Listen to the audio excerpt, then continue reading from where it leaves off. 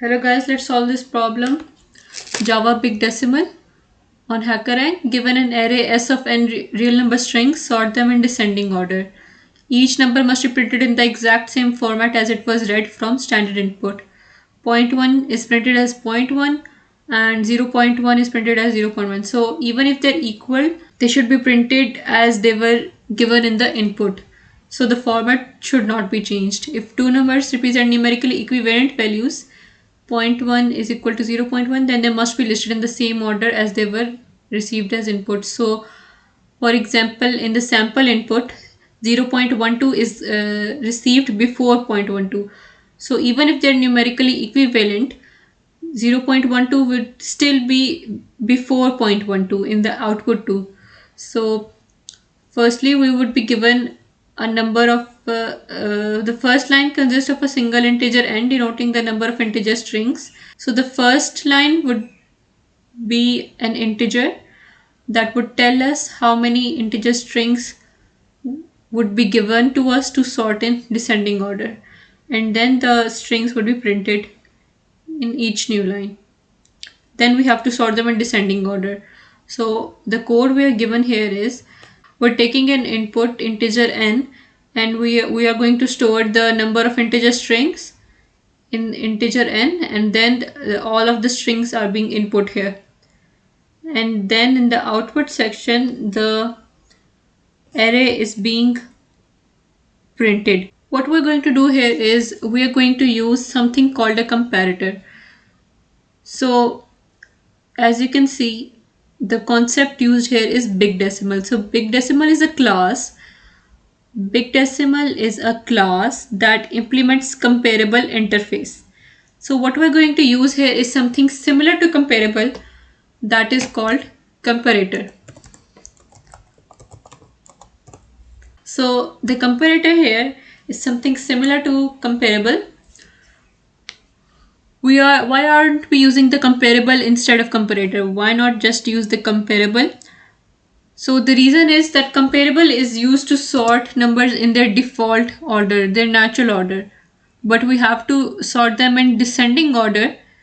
So we have to use the comparator instead. The comparator allows us to sort numbers in any other way, but the comparable does not allow us. So we are going to use comparator interface, and we would write the type here. We are dealing with a string, so we would write string here and would name it anything. I'm naming it my comparator is equal to new comparator and then the string.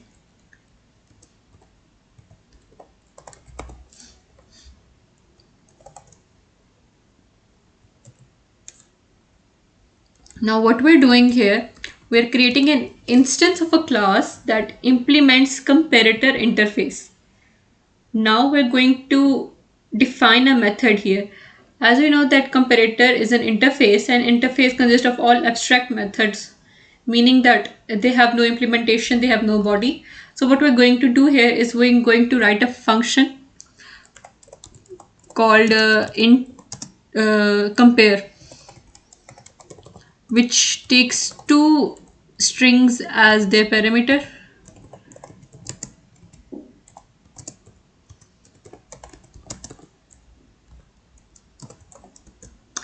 So if we look at the documentation for comparator, this compare method returns a negative integer, 0, or a positive integer as the first argument is less than, equal to, or greater than the second.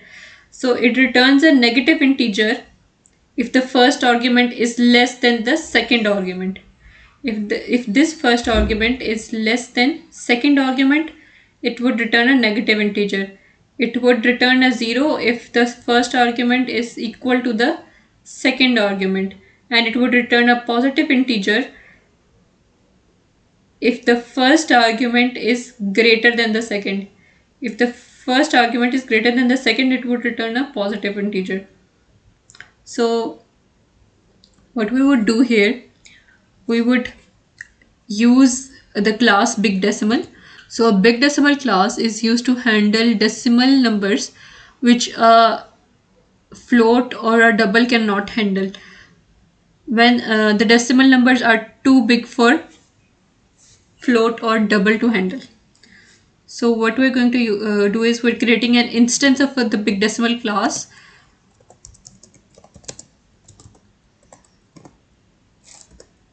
and in these bracket we are going to assign the value to the big decimal, which would be the value of this string a,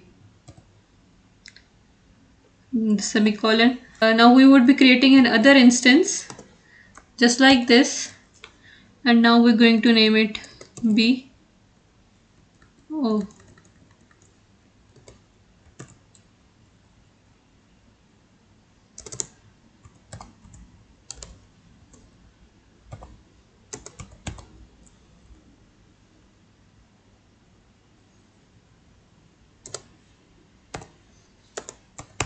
as this function returns an int, we would write return b dot compared to.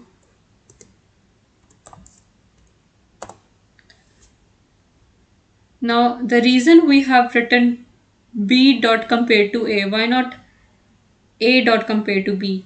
So we need to arrange the numbers in the reverse order, descending order.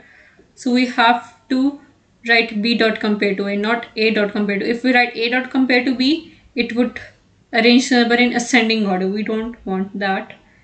So we are arranging the number in descending order by writing this. If the first element is less than the second element, it would return a negative integer. So we would know that we have to arrange the number in descending order. So we'd use a function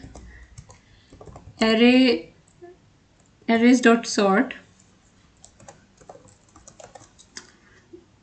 We are using this function. If we look at the documentation, firstly it takes an array.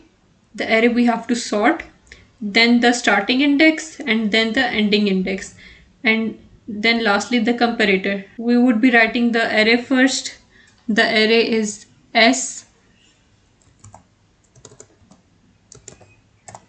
then the starting index. The starting index would obviously be 0. Then the ending index, which would be the first integer we took as the number of integer strings. And then the comparator name, we named our comparator my comparator. So why we use the comparator and this function? Because this function basically tells the order of the element, and this array function sorts out the element. So we would run the code,